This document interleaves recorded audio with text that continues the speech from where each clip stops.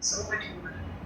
Thank you so much, ma'am. Good afternoon, everybody. Thank you for having me. And the title of my paper is The Preordained Yellow Traumascape in Charlotte Perkins Gilman's The Yellow Wallpaper, a Psychoanalytic Overview. I quote from the text. If a physician of high standing and one's own husband assures friends and relatives that there is really nothing the matter with one but temporary nervous depression, a slight hysterical tendency, what is one to do?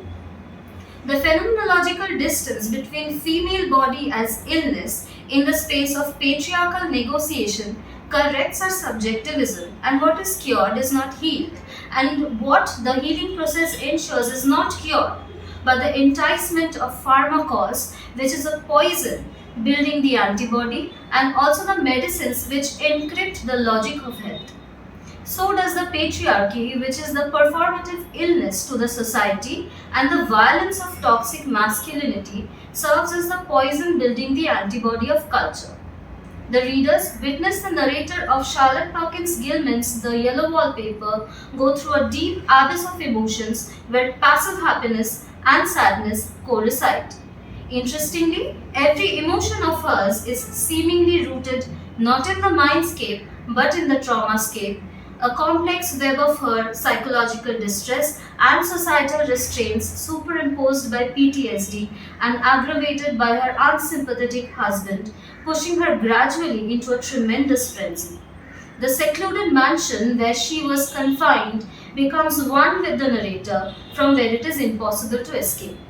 The smoldering, unclean yellow wallpaper all around her room is repellent, almost revolting, signifying the decaying patriarchy and her deteriorating mental health.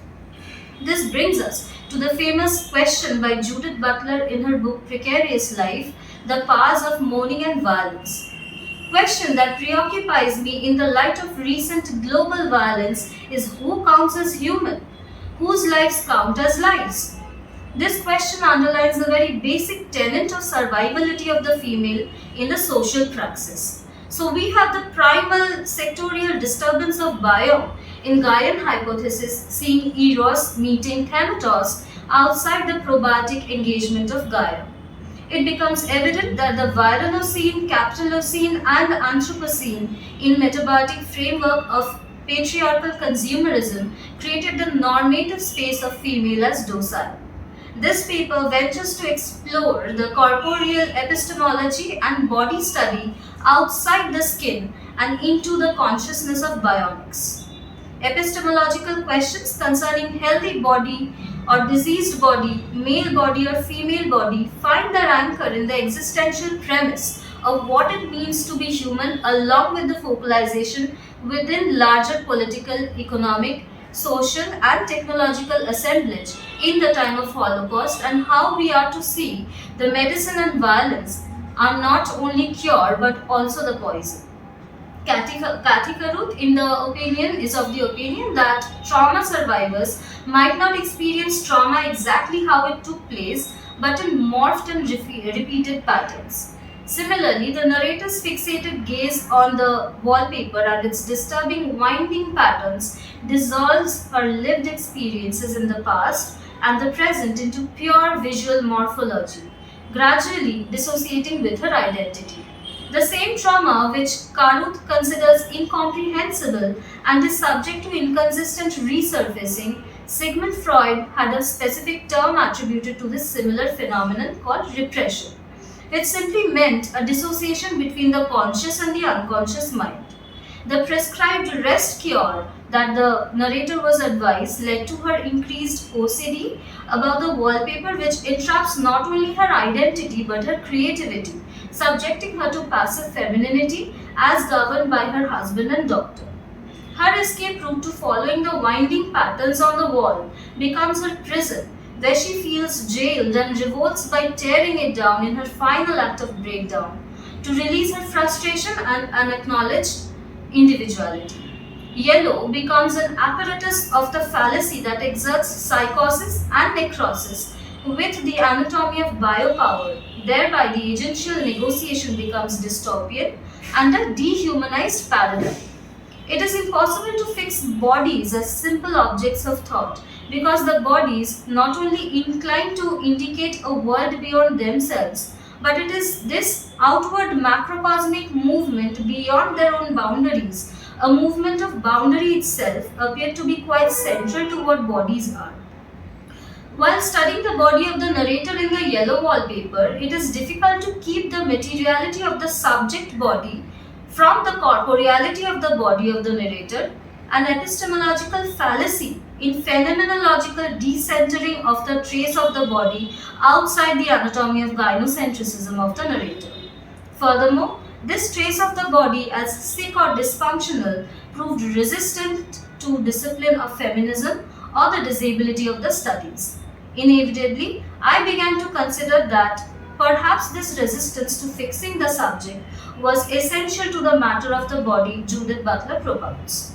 Still doubtful, though we can reflect that this wavering between the body as the functional and its disability and dysfunctional in cognitive abjection might be the vocational difficulty of those trained in philosophy, always at some distance from corporeal matters, who try in that disembodied way to demarcate bodily terrains.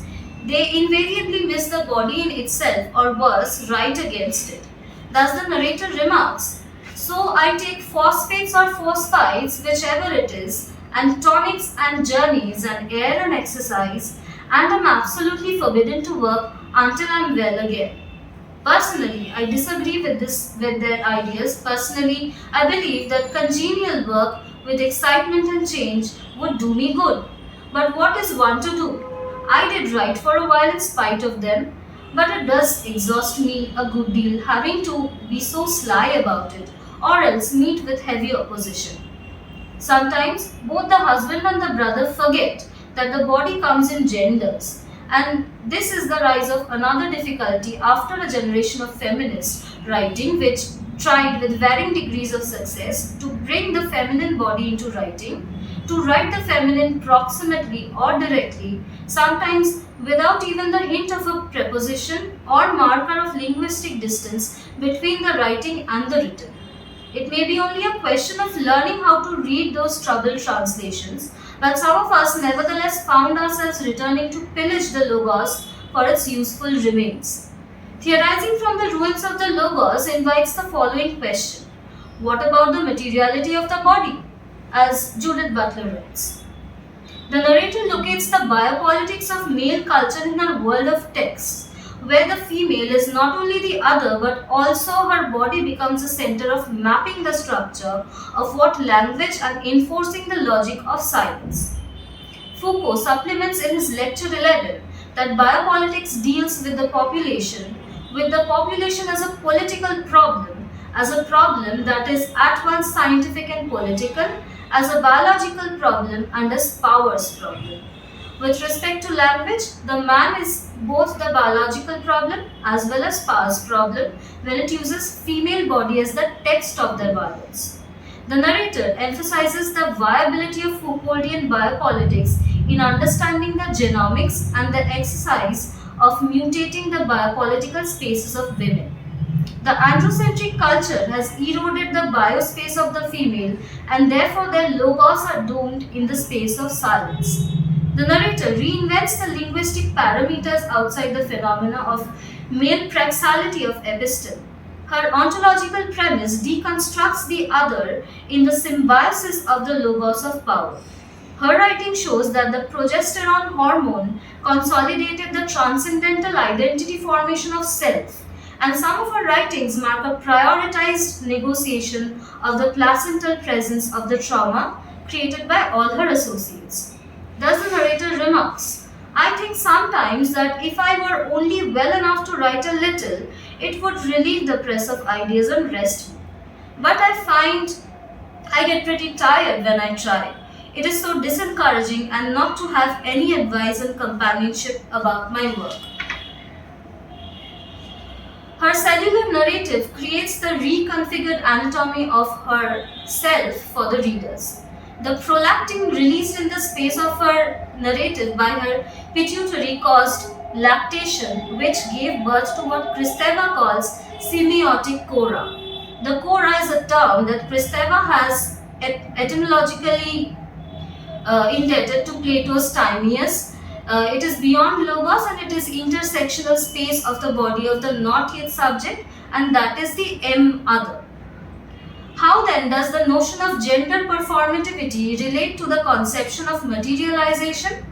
In the first instance, performativity of the narrator's sickness must be understood not as the singular or deliberate act, but rather as the reiterative and citational practice by which discourse produces the effects that it names.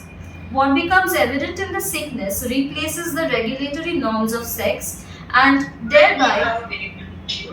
Okay. Okay, thank you. And more specifically, to materialize the body's sex, to materialize sexual difference in the service of the consolidation of the heterosexual imperative through the medicinal space she shares with John, her husband. In conclusion, I would like to say the prison or nursery in which the narrator observes her wallpaper is the heavy bedstead, which is nailed to the floor, becomes the Lacanian assumption. The interpretations of this feature are variations on a theme ranging from an image of the narrator's static sexuality to a static crucifixion to the apparatus of the heterosexuality. These statement rings true regarding Victorian sexuality. It was an immobile as the unmoving bedstead. A Victorian wife belonged to her husband and her body was the agential trace whose negotiation is both Lacanian and Foucauldian, as the masculine gaze of the husband for the sick or sex is political and material. Victorian women are counseled that conjugal relations were a woman's duty simply to be born until a sufficient number of children arrived and it was no longer necessary. In this context, the image of the nailed down bed becomes perhaps the most understandable symbol in the entire story, as one is fixed by the gaze and becomes the castrated object alpha of Lacan. Thus, the body of the narrator is fixed by her sick or sex, both in the crucifixion of marriage and the performative spaces. The trauma is both real and symbolical for the narrator, and she remains the object of the gaze. Thank you so much.